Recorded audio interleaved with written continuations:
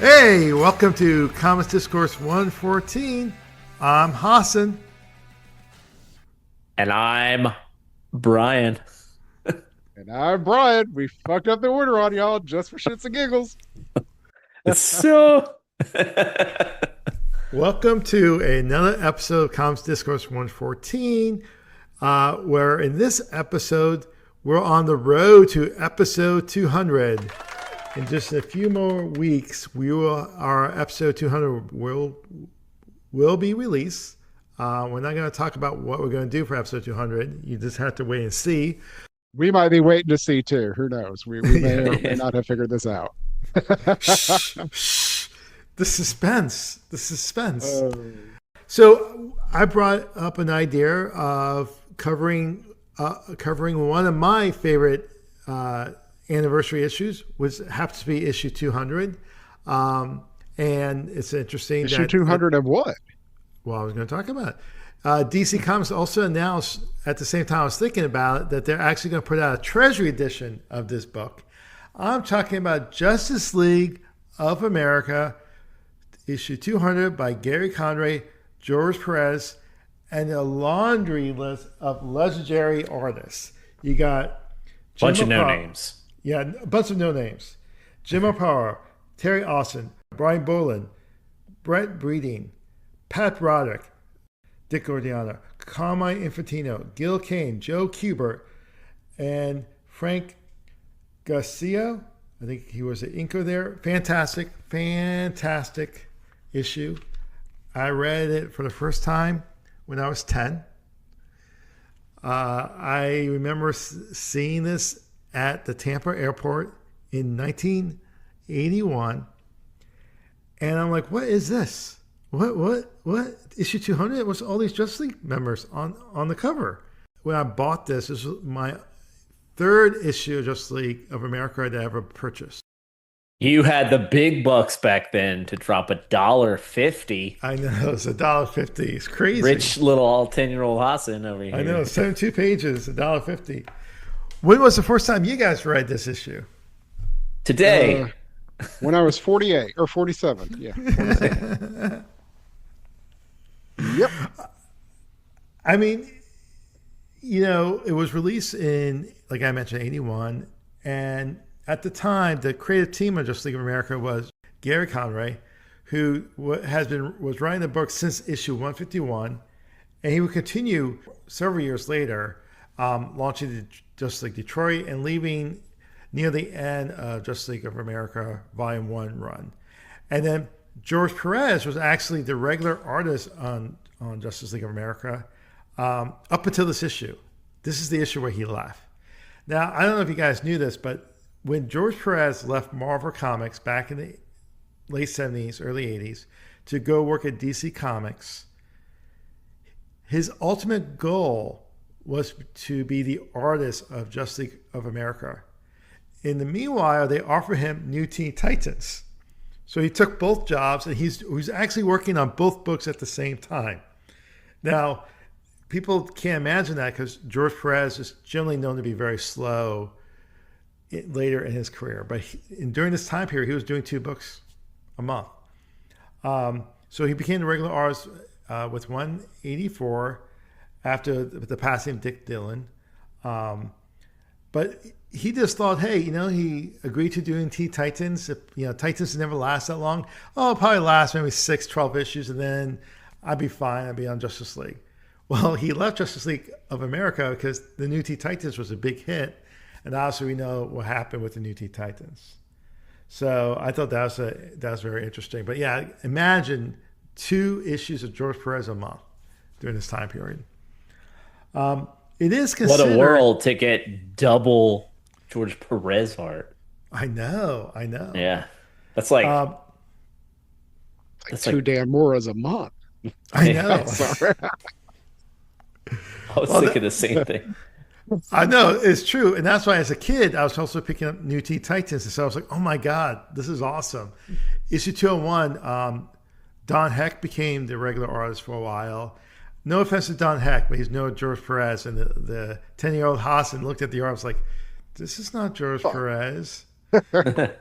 especially since George Pérez was still doing the covers for like another couple years. But yeah. So why I picked this issue, besides I actually enjoy the issue a lot. It is considered one of the greatest anniversary issues by many creators and fans, including Tom Beaufort, Bendis, Mark Waid, and Brad Meltzer. While a lot of anniversary issues are exercised with a special story, there's a lot that Gerry Conway and George Pérez did in this one issue. One, they actually celebrate the history of Justice League of America, right? And we're going to talk about it, where it is like going back to how they first met and how they first team up. Not their first adventure or first book, because their origin came much later. The way they paired the legendary artists to the individual stories that we're going to talk about in the book, because there's like several chapters, is incredible. Because each artist, except for two, are connected to the characters that they were drawing. There were two artists that were relatively new to the characters they drew, but looking back at it, you think it was all fate, because two of those artists became connected to the characters they drew later on. Do you know which two artists I'm referring to? Brian Boland for Batman. Yes. Yep. And I cannot remember the other one. That was because they did pair up. Carmine Infantino. No, he drew the Flash. That's what I thought. I was like, was it before Yeah. or after? But I thought it was before. No, they paired most of these people up with characters What that they had yeah. a history, and especially if they had history with an old Justice League member and a new. But Pat Brian Broderick. was new. Yeah. Oh yeah.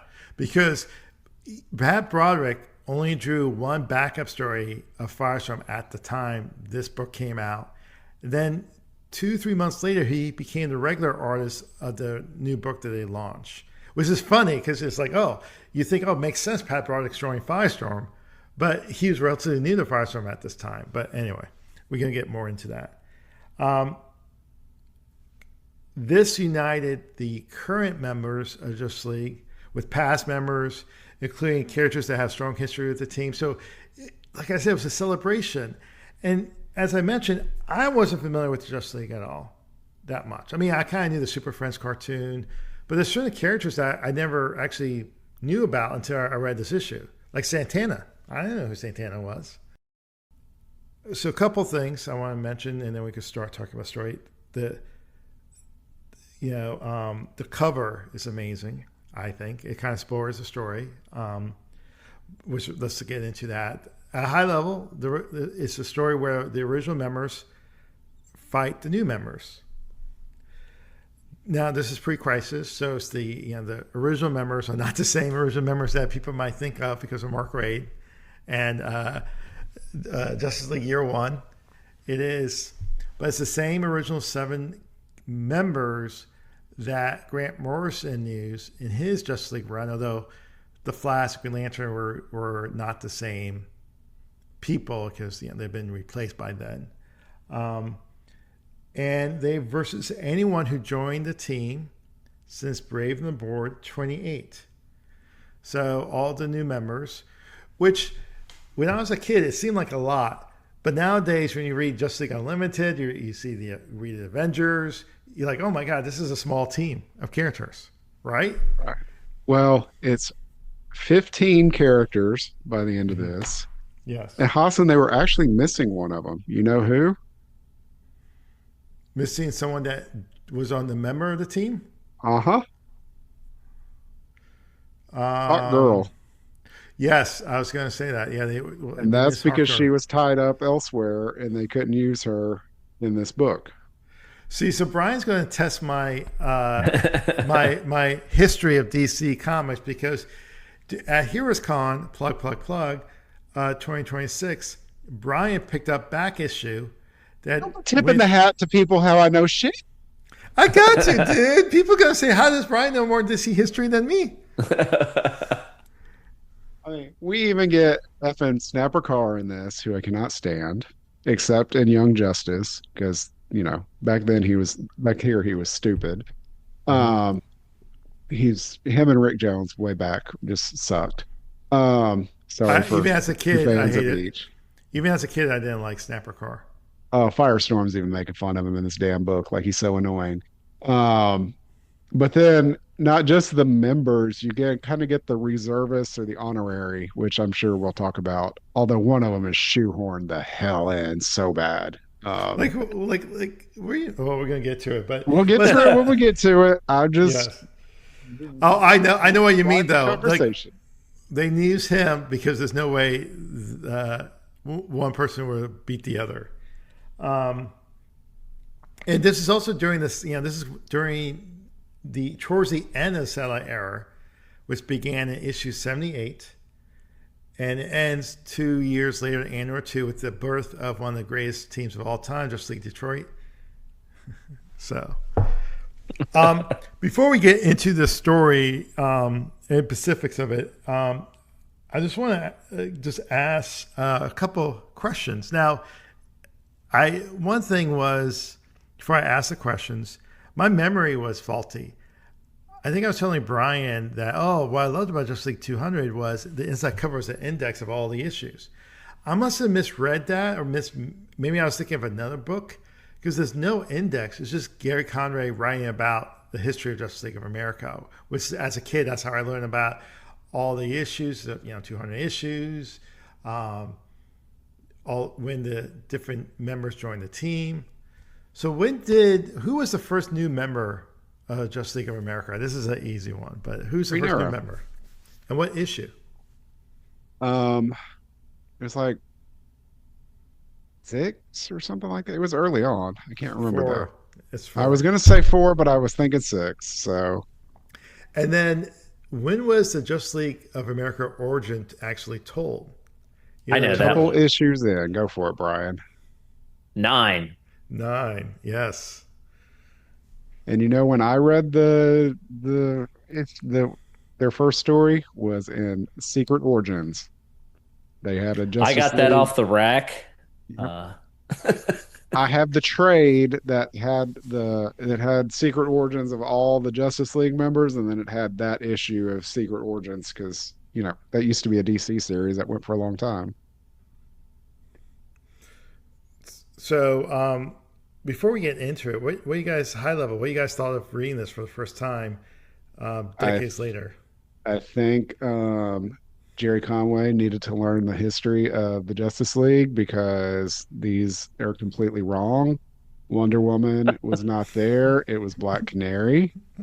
And Batman and Superman did not join the Justice League then. They defeated their little thing and just said F you and left before they even met the Justice League. So this is completely wrong. I have read multiple iterations that tell me this is wrong.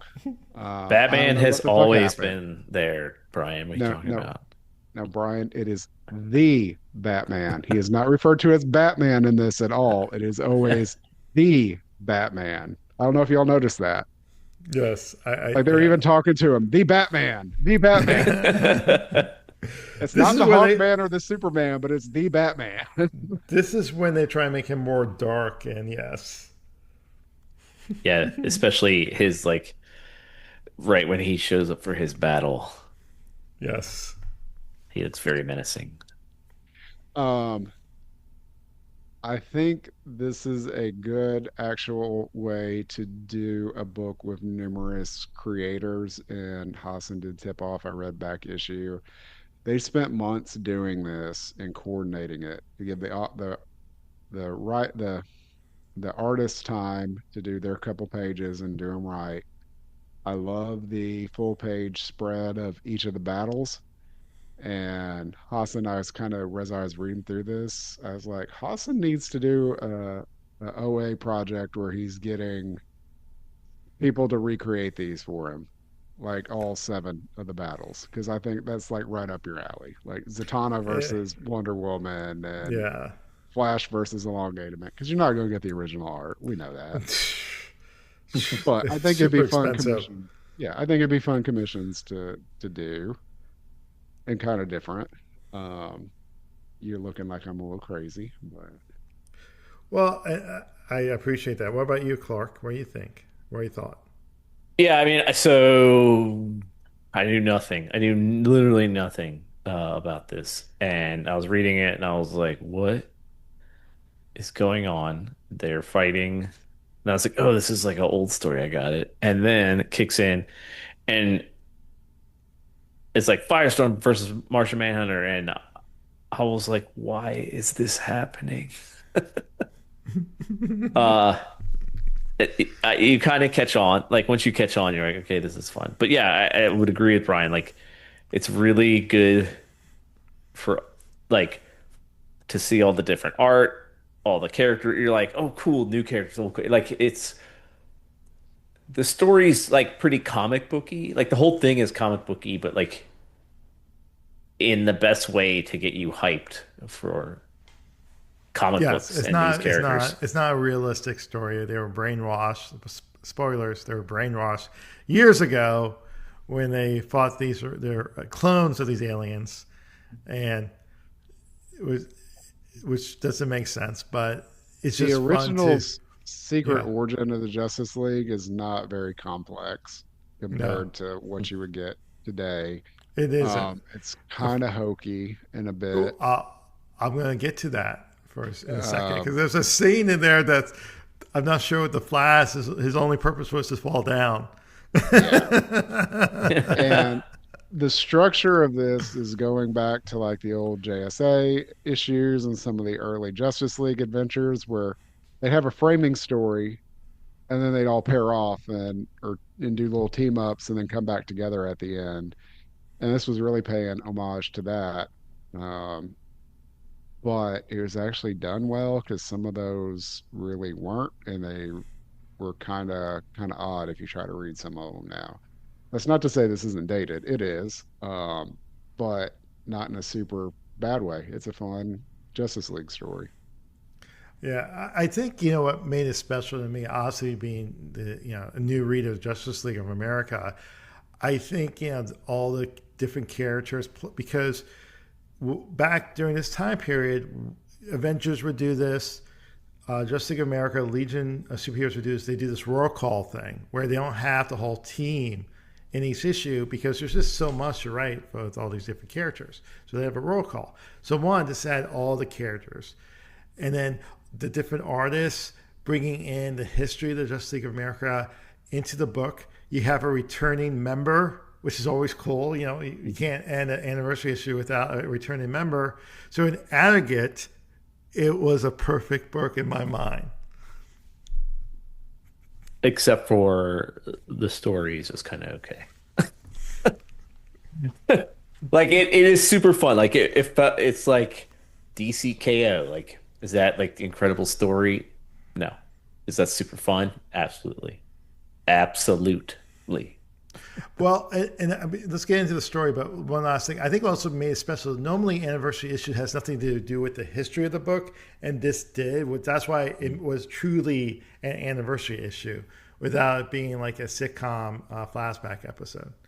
So, first of all, let's start with the cover. I think the cover is incredible. George Perez drawing. Actually, this is probably very few characters relative to the amount of characters George Pérez could draw. But I love the fact that, spoilers, you see the characters, the Justice League members fighting with each other. They're already paired on the cover.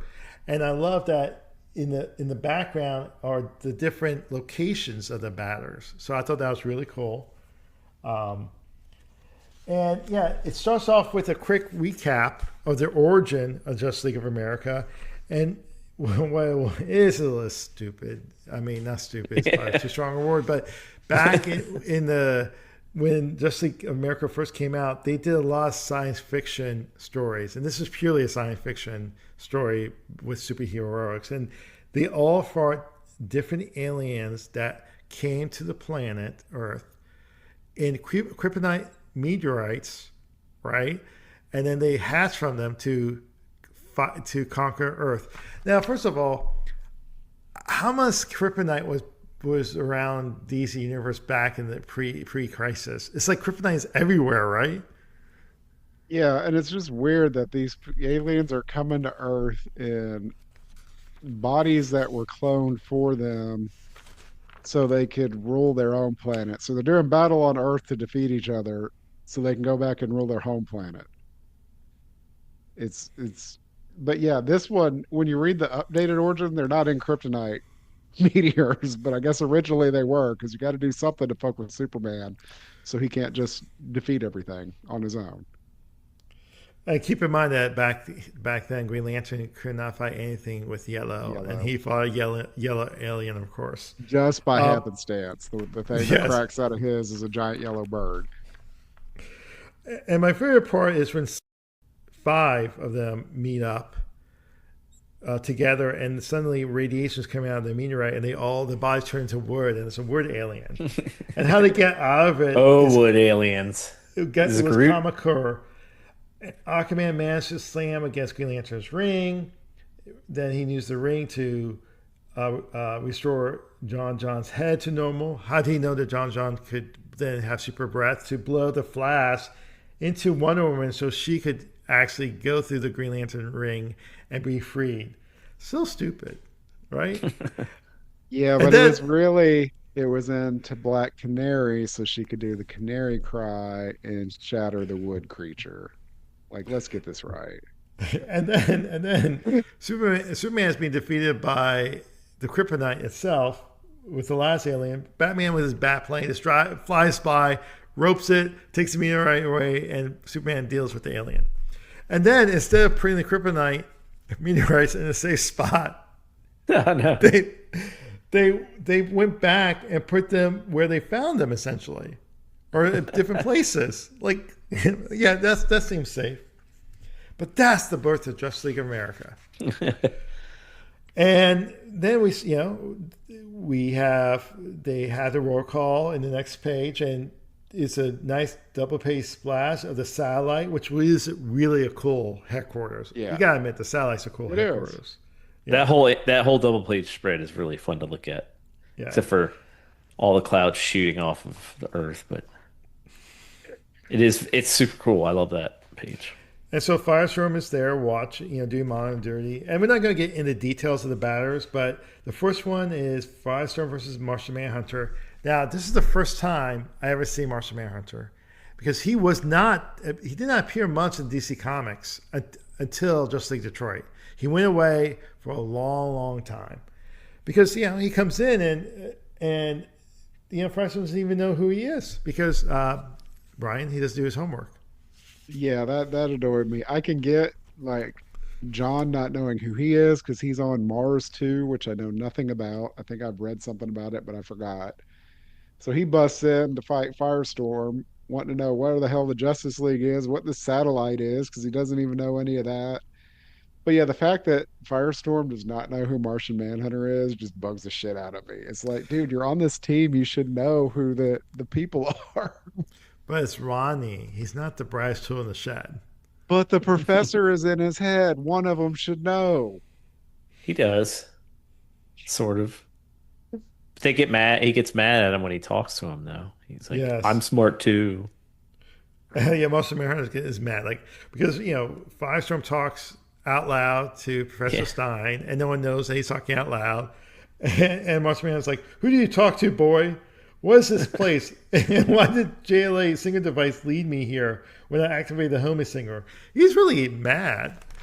And he's angry. But keep in mind that Martian Manhunter's weakness is fire, and Firestorm head's on fire. So he puts on the heat, but Martian Manhunter, slams classic maneuver. yes, Burst pipe on his slams head. yes, slams a display case into Firestorm. I'm telling you, this is peak Pat Broderick art. I mean, it's so good. I'm just looking at it. It's just incredible how good this is. Um, Yeah, Broderick Firestorm is the best Firestorm. it is. This is why Firestorm His became. his sleeves are ridiculous, Oh, but it's such I a big love it. giant blouse. Yeah. Yeah. Just yeah. Okay, here's what Firestorm's gonna look like. He's gonna have a blouse on and his hair is fire and he's ketchup and mustard. Done. Well, I really do think, unlike other writers who put their own creation on teams. I'm not going to mention which writers, but we might not. We might not. We might. You could kind of guess. Gerry Conway put Firestorm on Justice League America after Firestorm book got canceled, but it really did help because it helped with George Pérez being the artist. He would actually do the Firestorm backups for a bit as well before he launched his new book, and Firestorm became a super popular DC character from being in Justice League of America. Well, and from being on a cartoon, that The helped. cartoon came later, a little bit later, but he was on the cartoon because he was popular. But anyway, so Martian Manhunter defeats Firestorm, and then he, like the professor guessed that he needs to be a member of the Justice League of America, and so Firestorm shoots the highest singer possible, and so all the members, well, not all the members, half the members of Justice League of America show up, including Green Arrow, who's not a member anymore. He left because he thought Justice League of America got too big and not focusing on the small, the individual people, the people on the street. They got too big. So he left the team about two years ago at this time. But they're looking at the disaster, and it is, the other members knew who John Johns was. And then they realized that when it's mentioned that he's the original member, they realized that, wait a minute, you notice that the original members didn't show up? And Green Arrow goes, okay, that's what really bothers me, and that's been bothering me. That's my Green Arrow impersonation. That's what really bothered me. And he figures out they're looking for the meteorites. Don't know how. He's so smart. And that's the part I think it's looking because for them. John stole the one that was in the trophy room with the Yeah. wood splinters. That was how he knew. Yeah. Yeah, he did, but it's still like a leap of faith that, they must be going for it. But because the alarm went off, Snapper Carr, Brian's favorite character from DC Comics, shows up, which is snapping his fingers. Double snaps, 2 snaps up. So basically, now it's the current members of the Justice League versus the current members. So, Chapter 2, it is Aquaman versus Red Tornado, guest starring Phantom Stranger, who basically wins the fight for Aquaman. Is this the thing that bothered you the most? No, it was the MacGuffin, though, to tell you at the whole time that the original Justice League members have to win all of these fights or it will go wrong. So he I steps in and does it. Yeah. I agree. In retrospect, this should not have been Chapter 2. This should have been later. Yeah, and I also feel like I thought, when the Phantom Stranger shows up, it's usually big doings. Yeah. The one that annoyed me was the other one that they shoehorned in. And he really wasn't big doings here, and he didn't show up for any of the other fights. It's kind of like Yeah. when the Watcher shows up in Marvel. If something's going to happen, but he just, I mean, of all the fights, it's Red Tornado and Aquaman that he shows up to. Um, Well, I think they also shoehorned the fact that Jim Rapera drew the Phantom Stranger book and the Aquaman book. oh, that's why they had him do it. Yeah, because they were pairing all Yes. these people with Yes. at least one of the characters they were famous for. So he was famous for both of these. Obviously, he did Brave the Yeah. Board as well, but he didn't do Batman. So, but no, he did Aquaman and Phantom Stranger, which is why they did it. But and just to be honest, Red Tornado is a very powerful android, and so it seems Aquaman's not going to beat Red Tornado. He's just not. You don't think? Wow. No. He's so powerful that they almost thought about doing CPR to him, and Aquaman wins. Great, amazing art with the thanks to Phantom Stranger, and I think you guys said it's kind of like KO. Basically, this whole series is like KO. They're fighting each other, but you kind of know who's going to win because Phantom Stranger will spoil the whole book for you.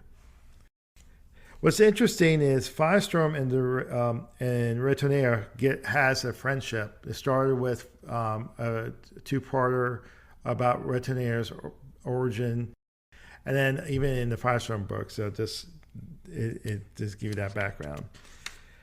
Next, you get Santana versus Wonder Woman. Oh wait, I forgot to mention. Did you guys notice that when the satellite they had the teleportation, but it wasn't like they could teleport down to any part of the Earth. They had these tel- teleportation boosts, so they can only go to a certain spot. They have to go to a certain spot on the planet.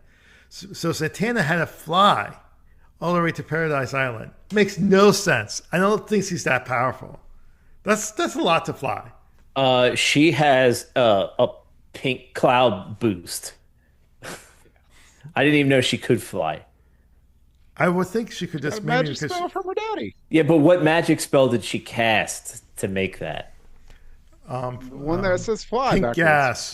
She was like, yeah, cotton candy fart me to Paradise Island. And maybe And she's Hippolyta is blonde, and it always throws me when you see pre-crisis. I'm glad you mentioned it. I'm gonna say this: the pre-crisis Paradise Island Amazons, no, they didn't look green at all. Like, yeah, she's blonde hair, uppity white ladies, and they all wear white, and it was just a weird, like, it wasn't. It was very superhero. Is that I don't know if that's a weird word, but it's very superhero like the Amazons pre-crisis.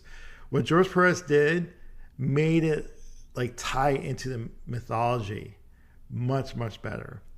Well, what he did in Titans with Paradise Island and Mount Olympus is fucking amazing. His artwork there. You know how we talked about Zatanna flying? Well, it always throws me. Wonder Woman can't fly back here, though. That's right. She needed a visual plane. Yeah. That's exactly it. Being that jet, she could not fly. One more thing.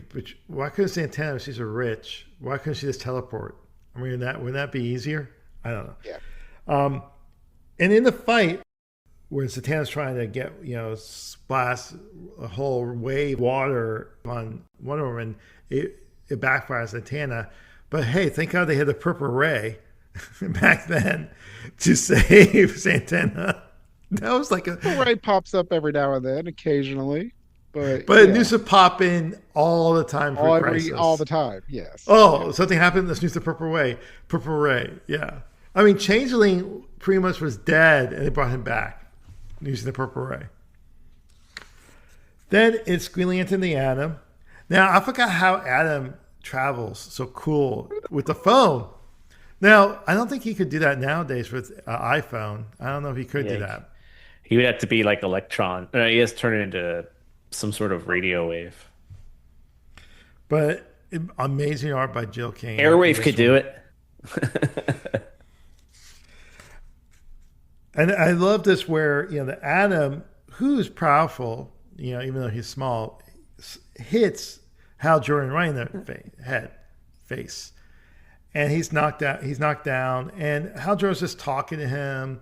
He's like, oh, and Adam's trying to explain the whole thing. He's like, oh, really? Meanwhile, Hal Jordan's using his green ring to attack the Atom from behind. What an asshole. That's why Hal Jordan's an asshole. You would think that all of them would at least have like a yellow outfit to change into just in case they were the one that was going to meet Green Lantern. You mean like in All-Star Batman Robin where when Batman wanted to fight Green Lantern, he painted the whole room yellow? I mean, if Adam was in a yellow outfit instead of blue and red, he'd have won. Because Hal Jordan never thinks I can just throw a rock at somebody, even if it's yellow. He's got to hit him with the power ring instead of using other shit to throw at him. Hal's not the sharpest tool in the shed sometimes. No. So the next one is the Flash versus the Elongated Man. Thank you. Elongated Man. And Carmine Infantino drew both of them. It has a long history with both of them. Very cool character. When I first saw this, I was like, oh, this is like Mr. Fantastic. Why would you think that? It's like Plastic Man. Yeah. I thought it was really great.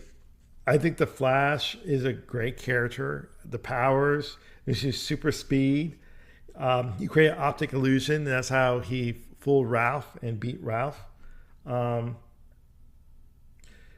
Is fantastic. There is a between the battles. You find out that they're been hiding out in their original headquarters in Rhode Island. Happy Harbor, outside of Metropolis. Um, and they're like, oh, and they're like, why is our headquarters the Sammers? Why is Wonder Woman's outfit changed? She has a W now instead of an eagle. Um, Martian Manhunter worked up in a different solar system. They don't know what's going on. Could you imagine this just a few years later? Aquaman, where's my hand? What's my hair? Why is my hair so awesome? So we're going to get to the next chapter, chapter 6. Do you think this was my favorite one? Yes. I mean, if you're asking, yeah. So it's Green Arrow, Black Canary versus the Batman, The drawn by Batman. the Batman, drawn by Brian Bolin. I was so stoked to see. I was like, oh my God, Brian Bolin. Like, his art is insane. This is the first He time I had ever saw his just art. Yeah. he had You were just like, everybody started at else is DC trash. at this point. Wait, sorry, Brian. He What? had just started at DC at this point. Like he'd Yes, barely been there just a couple months. and like the fact there, you see the frog, the trees, the swamp. Now I feel bad for Black Canary, man. Like she didn't Walking get around her in own fight. fishnets. No, she didn't get her own fight. She had to go with No. Green Arrow. Well, this is the early Yeah. 80s. A woman can't go fight by herself. But that splash page where they're looking for the Batman, and as soon as the Green Arrow says the Batman, I'm going to say, how many times can we say the Batman in this episode? You see Batman jumping on top of them, and he takes care of Arrow by having, and Black Canary at the same time, because Arrow had shot an arrow, and Batman was so smart, the arrow ricocheted on a tree and hit Black Canary in the head. And Batman handcuffed him. Green Arrow. And my favorite line of the whole issue was Green Arrow's yelling at him, "Hey, wait, you can't do this to me." And Batman just says, "I already have." And jumps away. And like, okay. Phantom Stranger helped Aquaman beat Red Tornado, but he didn't help any of these others. Yes. I do feel like some of these new people are more competent than they are made out to be in this issue. And Black Canary was really, her and Wonder Woman and Hawkwoman at the time were kind of treated almost like the side characters. Zatanna a little bit too, just because, as Brian said, the women were not depicted near as competent as they are now, or as they should have been back then. Um, Well, yeah, 'Cause, Black Canary wasn't considered as tough back then. yeah, and now she's evolved a hell of a lot. Um, yeah, does she even get to use her? She uses her canary cry. There's a part that does piss me off later, besides the special guest, the next one, but we'll get to it. And it's involving her because they have to do everything they can to make the Batman cool at the expense of everybody else, is how I feel. But we'll get to it. But the Batman is cool. Not at the expense of everybody else. These other characters are just stronger. What Well, I think can't I remember think what any of them are. I thought it was just a Batman book. Yeah, the well, Batman. what's really makes them look stupid was when they think they found the Batman and she used her sonic scream on him. It was a dummy. He had time to leave a dummy. Bat dummy. Yes, Yes. he had an extra cowl and cape that he could leave there for him. No, he didn't have an extra one. Bruce Wayne's just naked in the water there. That's what he did. He got in the jungle, took off all of his clothes, and threw it out there. So let's go to the next chapter, which is actually my least favorite one, which is Hawkman versus Superman. Why would you send Hawkman to fight Superman? Because he was the only one left, and that's how the cookie crumbled. So even if you read back issue, they're like, really and truly, if we were pairing him up good, it would have been Firestorm versus Superman. But since we were pairing him with the artist, this is what was left. Yeah, because Joe Kubert drew this, and obviously he's well known for he created Hawkman. So obviously it makes sense from a creative standpoint, but not a story standpoint.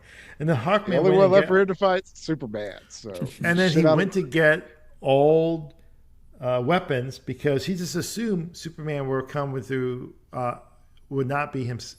He would not come to get the meteorite himself because it's laced with kryptonite. His androids, his robots would come.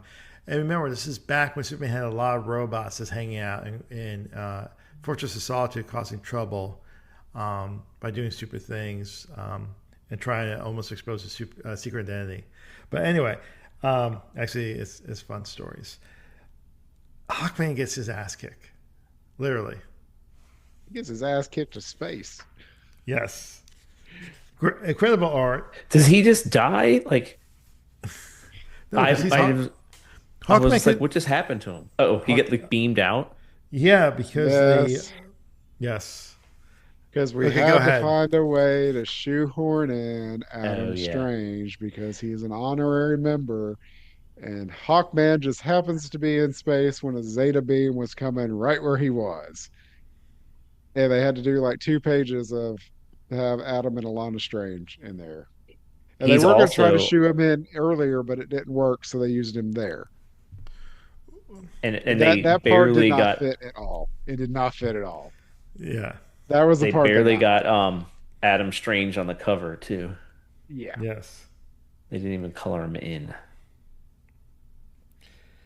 But Brian. I did Yeah, go not ahead. realize that there was a previous Rand Thanagar war until this issue, though, because I knew the one Yes, in the early aughts that was leading up to that crisis with where Thanagar ends up in the same orbit as Rand, and they go to war. But yeah, that there was an odd was shoehorn. there was a storyline in Showcase 101 through 103 in the mid 70s that had the roar. Um, so it wasn't a brand new thing when they did it in the odds, but it was post crisis, so it felt new and felt just a long time.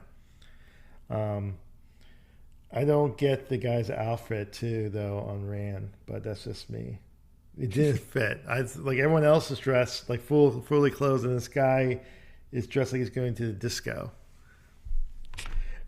And so Adam Strange shoots, teleports Hawkman back to Justice League, but outside the satellite. So that means they have to do all these like things to get Hawkman to get pulled in. So anyway, so now the original members have all the meteorites together, and and now they put them in a lead room because of Superman, and this monitoring them, and they're hatching, and when they're hatching, suddenly they remember, and so the original Justice League went and fought the aliens. This is where we get the backstory about what Justice League of America, the first time they fought these aliens, they were just clones. Like I love how they told the backstory like to each other, even though they already knew the backstory. Yeah, that was pretty strange to me. I was like, why are they? Don't they know? But this time the Justice League of America cannot defeat the aliens as a team. Like again, Green Lantern is going to attack the fire-breathing alien, and that freaking yellow alien bird flies right in the middle of his power ring and like blocks it. I mean, so stupid. John's fighting the stone one, and the fire one comes up and breathes on him. One The should have only looked like a pearl necklace. What's cool was Wonder Woman was the last person standing, and it took 3 aliens to take her down. So, what's weird though, they decided they're going to split up the aliens themselves, and they're going to fight in contest to figure out who will rule the planet. Again, the plot in this is not strong. right? Like, wait a minute, you're all together now, but let's go away, split up, and we're gonna have fights Yeah. so we could figure out who rules. But they're not going to turn Earth people into their little army again. They're just going to fight each other. Yeah, But like three of them go to the forest, one goes to Scotland. It's weird. They go all over Earth suddenly somehow. Yeah, it is odd. I love when the first scene, the first panel after the aliens leave, you see Batman's eyes. He's waking up, and then his eyes was wide open. And the next panel, you see Green Arrow with the arrow pointing straight to Batman. He goes, "Go ahead, make a move." Because Green Arrow, he's always pissed off. He's still pissed off. And the members are talking to each other. They realize, they remember, they kind of like they get back together. Um, in my mind, Green Arrow is really now like even though he's not the member of Justice League, he's really the quasi leader. He's the one that thought the whole thing and put them together. Love this two-page, almost two-page panel of all the members of Justice League racing um, to fight the aliens. One of them was running because she can't fly back then. And this is where we get now the team splitting up to fight the aliens. I don't think we need to get into it, but dude, Superman, the kryptonite, dude, how many times in this issue he falls down and goes to kryptonite? Can't get near him. The clones absorb the kryptonite from the meteors. So now, like, it's just like that. Like, they really should have said the only one that could have beat him was Firestorm and Zatanna if because he was, and they didn't pair that up because Superman's got to win. But yeah, other Yeah. than that, they have to cripple him if they're actually fighting somebody else, so the rest of the team can do something. Well, in the on a side note, in Fury of Firestorm, I want to say issue 4, he fights Justice League of America because he wants to protect New York City, and he didn't want them to come in because Killer Frost has pretty much held the whole city in hostage, and he encased Superman in a rock of kryptonite. To your point, he could defeat Superman. Firestorm is super powerful, as we all know, and with the new book. Now, is Okay, this your there's pet? one. Here's the part that annoys me because we're here. I, right. Two panels It's at the bottom, three panels at the bottom. Black this is the Canary is fighting the one that's made of crystal. Perfectly suited for her, beyond perfectly suited. And Batman's hiding behind a tree. Nobody can see him, even though, he's a giant bat. And we get Black Canary is holding back on her canary cry, using herself as a human decoy. There's a chance her cry might not shatter that creature, but a well-aimed batarang is no risk at all. Like he chucks a little batarang that would be just like me punching the damn thing, and it shatters the crystal. But the lady that can, scream and shatter concrete, her cry might not be effective against it. We're not trying to empower boys in the 80s. Like we got like Hassan, I know is your favorite character, but like this is a little ridiculous here. I'm gonna throw my little boomerang and this thing's gonna shatter. Even though the other people have been punching it and hitting it, his little metal boomerang is gonna shatter it. But Black Canary's scream can't do shit. I'm just like, come on. Why do we have to try to make Batman the coolest every fucking time? He's on a team with 15 people. I'm going to say something. I don't know if you knew this fact. Gerry Conway is writing Batman and Detective at the same time he's writing Don't this matter. issue. He's also writing this. He No, owes no, this no. all What to I the meant character. though that he's definitely a fan of Batman. It's You could just it tell. was a little too much. Like But literally, they paired her with the character that she could beat hands down over anybody. it is. It is.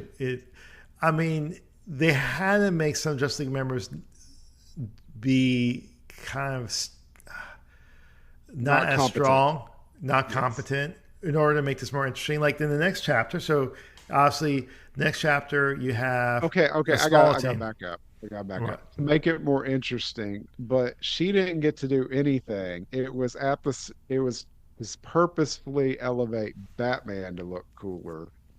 because he hadn't done anything. But she didn't get to do shit this entire thing, but get punched by Batman, hit by her own boyfriend's arrow, and then the one creature she could defeat. Oh no, I'm gonna throw my batarang at her and it's dead.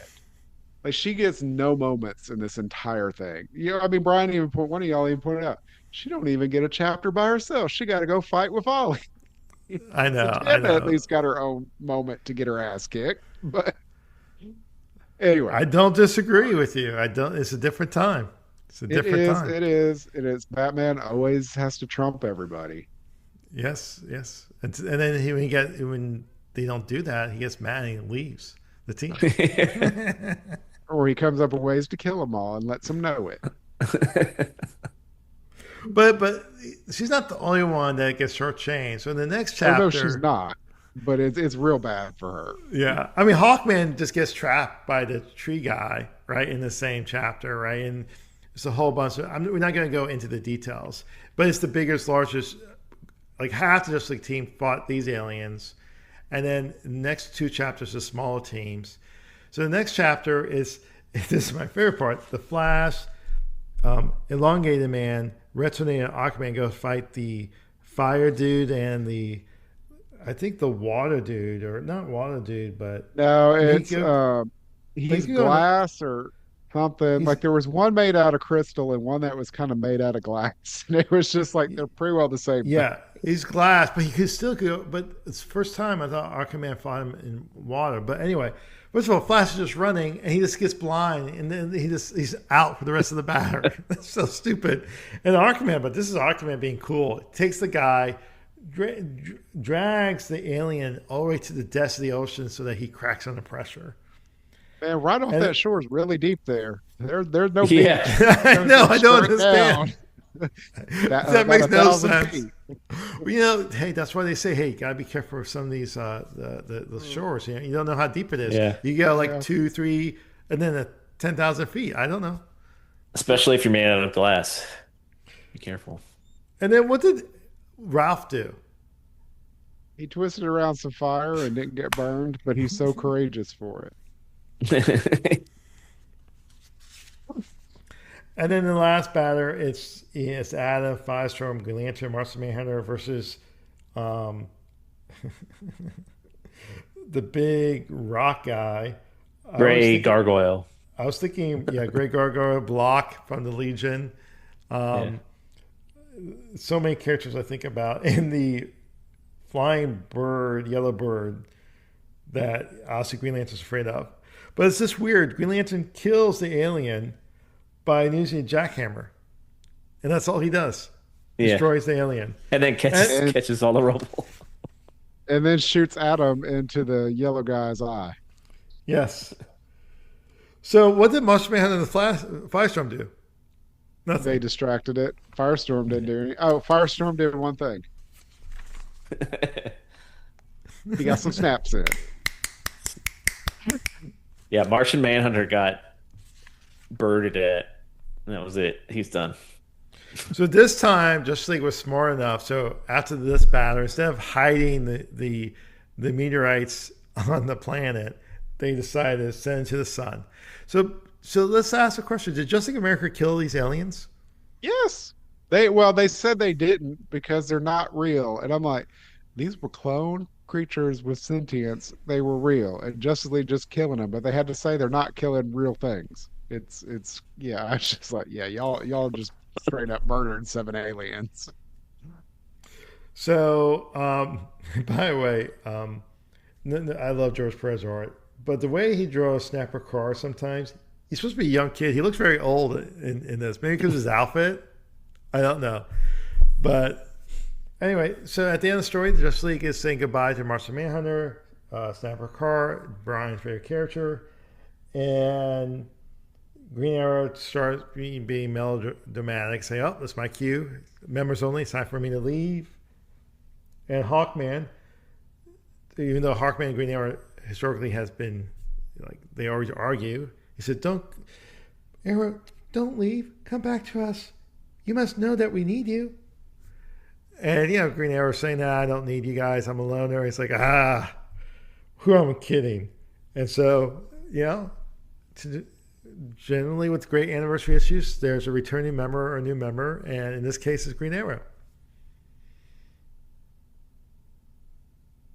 So, and Firestar is now permanently snapping. Yeah, and even Professor Stein is like, "Stop it, you bastard! You're making us look stupid." So, again, the plot is not. It's a weak plot. It's just a device to get them all together to tell fun stories with great artists and kind of like the DCKO. If you like DCKO, it's similar to it where they fight. There's a winner, and ultimately, there's a it reaches a conclusion. And someone quits. And someone did someone quit? Kind of. Superman's kind of like stops being Superman, becomes an angel or something. Oh, you talk about DCKO. Yeah. Oh, I thought you were talking about this one. Yeah. Oh no. But Yeah, anyway, they kicked Black Canary out. They just didn't tell her. but it's fun. Great art by George Pérez. I love the art, and yeah, it's a great anniversary issue. It was a fun issue. I mean, again, it is of its time, but the art is great on a lot of it, and it's just a fun little story. And it's fun to read it, knowing how things have changed, just so you can kind of make fun of like Crisis changed all this. Wonder Woman wasn't here. Superman and Batman just effed off. It was just the I five of know. them at first. All of You it. know, it still bothered me. So I didn't read Justice League Year One when it came out because I was bothered by the fact that it's like they kept like they didn't have Batman, Superman, Justice League, and Wonder Woman. And I get it, post crisis they changed everything, but it didn't make sense. Yeah, and the fact that Superman and Batman still fought the aliens, but the Justice League got there right when they were leaving, it was a little odd. They could have had them in there and not really changed anything except for replacing Black Canary with Wonder Woman, but it is what it is. Awesome. So anything else you guys want to mention? I'm gonna read 201 and 202 now that I own those. I remember 202 a lot. I like 202. Yeah. It's a I I always see like these older Justice League comics at like cons and stuff, and I always want to buy like a million of them, mainly because the covers are just kind of super classic looking. I have a lot of the original Justice League of America volume. I think I don't have a lot like before issue 100, but most of issue 100 up to um, Justice League Detroit, I have a lot of. That's pretty awesome. Yeah, I just like the covers too, and you know, um, it's fun. There's some good stories. There are definitely good stories, and my favorite is for always the Justice League Justice Society team up stories. Yeah. So as a kid, one of the random back issues I bought was, excuse me, Justice League of America number 179. Do y'all know what that issue is? That Nope. is that the issue where they were trade bodies or no?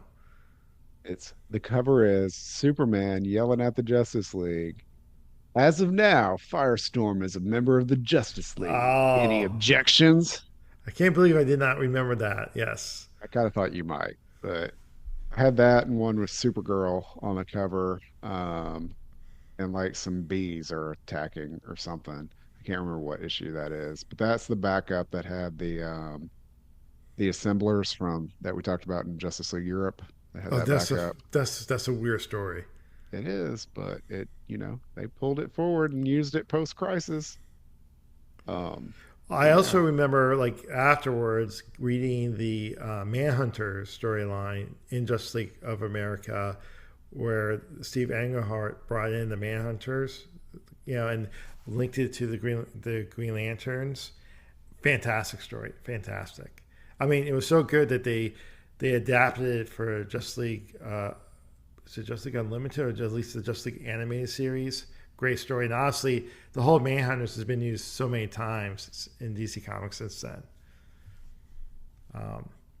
So, and I don't think this is the last time I'm going to talk about a satellite era Justice League team, right, Brian? I mean, I'm sure we'll talk about it later. Maybe in the near future. Maybe. Maybe in a couple weeks. Not on episode 200, though. No, not episode 200. Where we talk about 200 of our favorite number 200s. Oh, that's hard to find nowadays, Brian. I was like, are there that many? We'd have to go back to comics this old just about to piece some together. Yeah. No comment. All right, Hassan. I think we're at the end. Please follow us on all social media platforms. You can find us as Comics Discourse 114 or Comics Discourse, and leave us a 5-star review at your favorite podcast listening app. We'd appreciate it. And if you want to send us a note about this episode, you can just email us at comicsdiscourse114@gmail.com.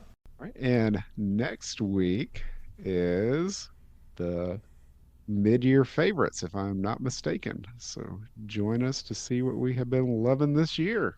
Spoiler, it's not Absolute Batman. There will be no absolute books on these lists for anybody. I swear to God. Yeah, It and is, no we're Batman. done. And no Batman from me. Yeah. No Batman characters at all. I kind of just want to take a bye on this one, but anyway. All right. It's folks. only Marvel. You can only pick Marvel, though. It'd be a very No, short episode. for real talk, I'm not even reading 5 Marvel books right now. I just read a whole lot of Marvel books. Good for you. We'll talk offline. All right, folks. Catch us next week. Thank you. See ya.